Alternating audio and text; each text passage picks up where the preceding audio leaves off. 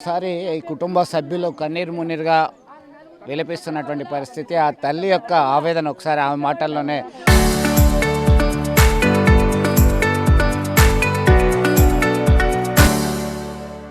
తెలుసుకుందాం. ఆ తల్లి ఏమంటున్నది దీనికి సంబంధించి అయితే ఆమెని అడుగుదాం ఒక్కసారి. అమ్మ, చివరిగా మీతో ఏం మాట, ఆమె మీతో బాగానే ఉన్నది, నవ్వుకుంటూనే ఉన్నది, వీడియో చేస్తున్నది. ప్లీజ్ సార్, ఓపిక లేదు. ఆమె ఓపిక మాట్లాడేది ఒప్పుకోలేదు ప్లీజ్.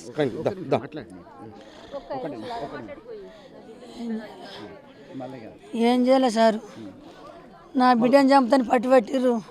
నా నోరు తిరుగుతులే, నేను ఎంతగానో చెప్పాలా, నా మాటలు తడపడుతున్నాయి. నా బిడ్డను చంపుతాను పట్టిర్రు ఆ ఇంటి నలుగురు. అంటే వాళ్ళ అమ్మ ప్రోద్బలంతోనే చనిపోయిండు. వాళ్ళ అమ్మ వాళ్ళ కొడుకులు, ముగ్గురు కొడుకులు, తల్లి నా బిడ్డను చంపేసిర్రు. అర్ధచ్చిన పోయామన్నారు. ఆయనకి ఇంకో వాళ్ళతో సంబంధం ఉన్నది, సంబంధం మాట్లాడుకుర్రు. 4 ఎకరాల పొలం మాట్లాడుకుర్రు, 10 లక్షలు మాట్లాడుకుర్రు. నువ్వు అంతగానం పోయావు, నీ ఇప్పుడే నిశ పెడతామన్నారు. నిశ పెట్టిపోరు అన్న. ఇప్పటికి ఏం చేసిండు, వాళ్ళకు అన్నదమ్ములకు ఫోన్ చేసి నీ బిడ్డను చంపేస్తామన్నారు. అయ్యో,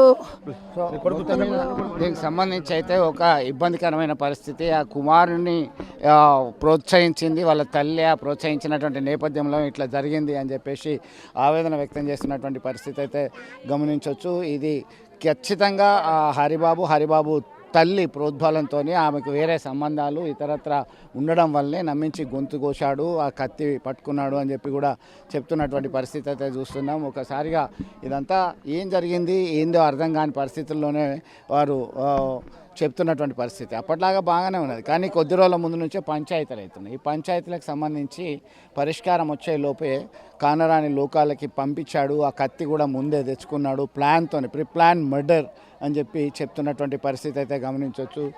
ఇది ఇక్కడ తాజా అప్డేట్. మొత్తం మీద మరింత మంది నుంచి అభిప్రాయాలు మనం తెలుసుకుందాం. వీడియోని సుమంత్తో కలిసి చంద్రశేఖర్, RTV, మాదాపూర్ గ్రామం నుంచి.